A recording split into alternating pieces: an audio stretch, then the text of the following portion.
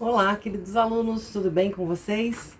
Hoje nós vamos conversar um pouquinho sobre o domínio público internacional e vamos iniciar uma conversa a respeito da Convenção de Direito do Mar, que ela vai terminar no próximo vídeo, ok? Então, primeiramente, o que é o domínio público internacional? Sobre o que nós vamos conversar quando falamos sobre isso? Vamos conversar exatamente sobre aqueles espaços dentro do nosso globo terrestre, ou até mesmo fora dele, né?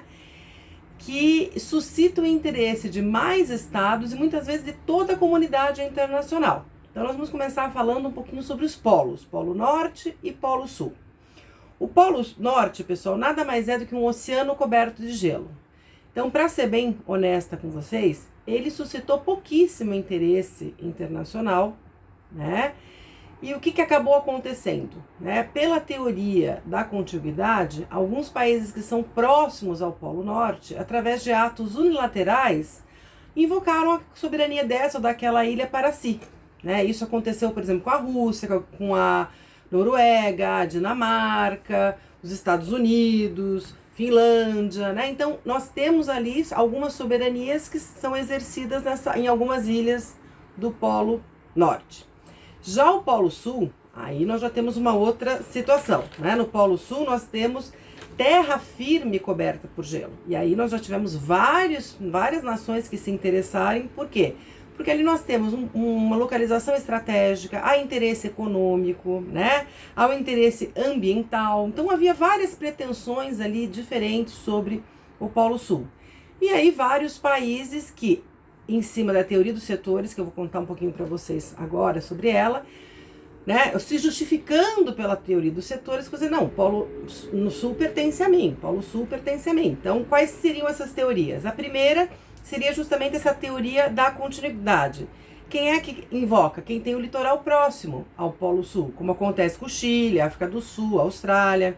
A teoria da descoberta foi invocada pelos países de natureza, os grandes navegadores, né? Grã-Bretanha, Noruega. Não, nós somos grandes navegadores, nós descobrimos o Polo Sul, nós exploramos primeiramente, né? Aí nós também temos a teoria da atividade de controle do litoral antártico, ou seja, né? Quem tem a condição ali de controlar? Quem que vocês acham que gostou dessa teoria? Estados Unidos, né? E a teoria da continuidade da massa geológica, que aí seria algo mais submarino, né? Que a Argentina utilizou-se como base para suas pretensões. Para ser bem honesta para vocês, nenhuma dessas pretensões prosperaram. E em 1959, em Washington, foi firmado o Tratado da Antártica, que entrou em vigor 2 anos mais tarde. Por quê, gente? Porque toda a comunidade internacional começou a perceber que seria muito estranho eu ter uma soberania apenas incidindo ali sobre o Polo Sul e todos os perigos que isso poderia acarretar, né? Então, nós temos mais de 45 países partes desse tratado. O Brasil ingressou no tratado mediante adesão em 1975, né? E esse tratado tem por regime jurídico a não militarização da Antártica. Ou seja, a Antártica só pode ser usada para fins pacíficos, para pesquisa científica, preservação de fauna e flora, tá? É proibido você estabelecer ali bases e fortificações militares, testes com armas ou qualquer arma química, lançamento de resíduo radioativo é apenas para fins pacíficos, prioritariamente para pesquisa. O Brasil mesmo já enviou uma expedição para lá, né? Foi em dezembro, entre dezembro e fevereiro de 82 e fevereiro de 83, quando mandou o navio Barão do Tefé da nossa marinha, tá? Para fazer essas explorações. Esse ano mesmo a gente viu as notícias, né, da base brasileira na Antártica, né? Então tudo isso é fruto deste tratado. Em 1991, outro tratado foi concluído, que se chama Protocolo ao Tratado da Antártica sobre a Proteção ao Meio Ambiente. Foi assinado em 91 em Madrid, foi aprovado no Brasil pelo Decreto Legislativo 88 de 95, entrou em vigor internacionalmente em 98, quer dizer, é um tratado recente, né? E a questão desse tratado qual é? Qual é o regime jurídico? Assegurar a proteção do meio ambiente no Polo Sul. Assegurar a proteção dos ecossistemas dependentes no Polo Sul, tá? E consagrar, obviamente, ali como um lugar de paz e de ciência. Então, foi resolvido a questão do Polo Sul através desses tratados, tá? Agora vamos começar a falar um pouquinho sobre a Convenção de Direito do Mar. Quando a gente fala sobre mar, nós vamos pensar que ao longo da história nós temos notícias de grandes navegações, guerras marítimas e etc. E observamos que o direito do mar até 1982 ele foi costumeiro, baseado nas normas de direito costumeiro. Apenas em 1982, através da Convenção de Direito do Mar, que foi assinada em Montego Bay, é que nós passamos a ter um tratado dispondo a respeito do mar. Essa convenção entrou em vigor só em 94, né? E o Brasil ratificou essa convenção em dezembro de 88 e nós tivemos que ajustar o nosso direito interno para podermos recepcionar essa convenção. Muitos me perguntam assim, mas professora, vamos pensar aqui comigo. Antes dessa convenção, o mar territorial brasileiro era de 200 milhas. A convenção vem, já adiantando um pouco a continuidade da aula, e fala no mar territorial de 12 milhas. Por que cargas d'água fomos aceitar uma diminuição tão representativa do nosso mar territorial? E aí eu já respondo adiantando um pouquinho a nossa próxima aula. O que convenceu vários países a diminuírem, a reajustarem o seu mar territorial para 12 milhas, foi que a convenção criou outras 3 figuras, que foi a zona contígua, a zona econômica exclusiva e a plataforma continental. Então, essas outras figuras foram conferindo ao Estado costeiro soberanias que interessavam, que seriam interessantes, né? Então, nós vamos falar sobre isso especificamente na próxima aula, mas já justificando a vocês por que isso aconteceu, tá? Antes da gente falar sobre o mar territorial em si, vamos falar um pouquinho sobre os navios, né? Que eu fiz a pergunta a vocês, agora eu vou responder aqui para vocês. O que é um navio, né? Então, é um engenho flutuante que seja dotado de alguma forma de autopropulsão e que seja organizado e guarnecido de acordo com a sua função. Para que um navio não seja considerado pirata, alguém também me enviou uma pergunta a respeito de navios piratas, né? Quando é que o navio será pirata? Quando ele não tiver nome, porto de matrícula, tonelagem e, sobretudo, por conta da matrícula, uma nacionalidade. Então, o navio tem que ter esses requisitos, tem que preencher esses requisitos. Não o preenchendo, passa a ser considerado um navio pirata, ok? Muito bem. Os navios, eles vão estar, via de regra, quando eles estão em alto mar, eles estão sempre sob a sua jurisdição do seu estado, tá? Nós temos que diferenciar aqui quando eu tiver navios militares, né, os navios de guerras, por assim, e os demais navios.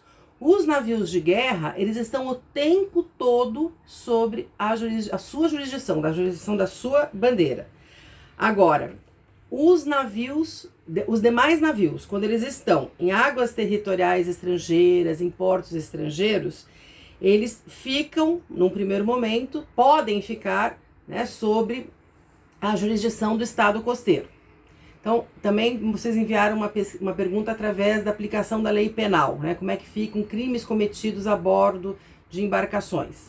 Então, para dar para vocês uma resposta bem objetiva. A lei penal, ela geralmente se aplica no espaço em que se exercita a soberania do Estado. Não é verdade? Então, nós vamos pensar o seguinte. Se o navio estiver no porto do Brasil, ou se estiver em água territorial ou ocorrer um crime, aplica-se a legislação brasileira. Se o país estiver apenas exercendo o seu direito de passagem, aplica-se a legislação da bandeira do navio, a não ser quando o crime cometido dentro do navio, ele tenha repercussões para o nosso estado, ok? Muito bem, agora falando um pouquinho sobre o mar territorial. Nós já vimos, né, que a extensão do mar territorial pela convenção é de 12 milhas.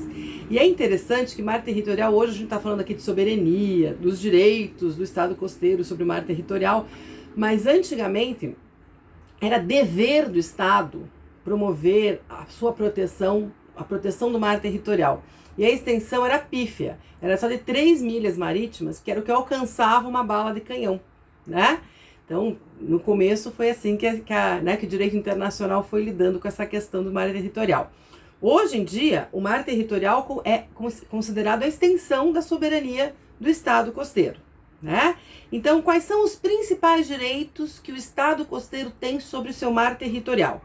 Primeiro, direito de polícia, né? Regulamentação aduaneira, regulamentação sanitária, regulamentação da navegação, a faculdade de estabelecer regulamentos sobre os serviços de pilotagem, de manobra, de instalação de boias, balizas, faróis, a organização de como vai funcionar a pesca, né? Pode inclusive decidir reservar que a pesca no seu mar territorial pode ocorrer apenas pelos nacionais, né? Tudo isso são direitos dentro do mar territorial. Então a gente pode ver que há uma soberania vasta, essa soberania se estende ao espaço aéreo no mar territorial, certo? Mas não é uma soberania de 100%, uma soberania completa, porque nós temos aqui uma exceção, que é a passagem inocente, né? Então o que acontece? Qualquer navio mercante, qualquer navio de guerra de outro estado tem o direito de passar. Quando eu estou falando em passagem inocente, está lá na Convenção do Direito do Mar prevista, né? E eu estou falando que passar é passar, tem que ser contínuo, rápido, né? Seguindo as normas que foram colocadas pelo Estado costeiro. Então o navio não pode fazer manobra militar, propaganda, pesquisa científica, pesca, levantamento hidrográfico, nada. Pode apenas e simplesmente passar pelas águas territoriais do Estado costeiro. Tá? Submarino pode passar pelas águas territoriais? Sim, só que ele tem que passar,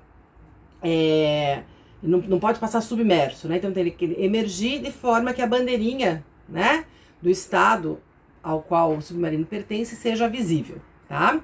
O estado costeiro ele pode estabelecer ali uma certa disciplina de navegação dentro do seu mar territorial, certo? Pode estabelecer, por exemplo, rotas marítimas, pode até pensar na proteção da sua fauna e flora marítima, então proibir a passagem aqui ou acolá, né? O que não pode é cobrar pela passagem inocente, não pode discriminar os navios em função da sua nacionalidade, tá?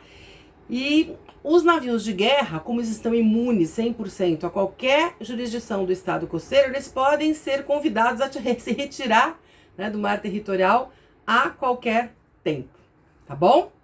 Bom, pessoal, por hoje a nossa aula rapidinha é essa aqui, e na aula que vem nós vamos continuar falando, né, sobre a Convenção de Direito do Mar. Eu vou falar com vocês um pouquinho sobre a zona contígua, a zona econômica exclusiva, a plataforma continental, as águas interiores, que são os portos, né? E pesquisem e mandem as suas dúvidas que eu vou responder para vocês, tá bom? Tô com saudades, um beijo, fiquem com Deus e se cuidem aí nessa quarentena que foi estendida hoje, tá? Tchau, tchau!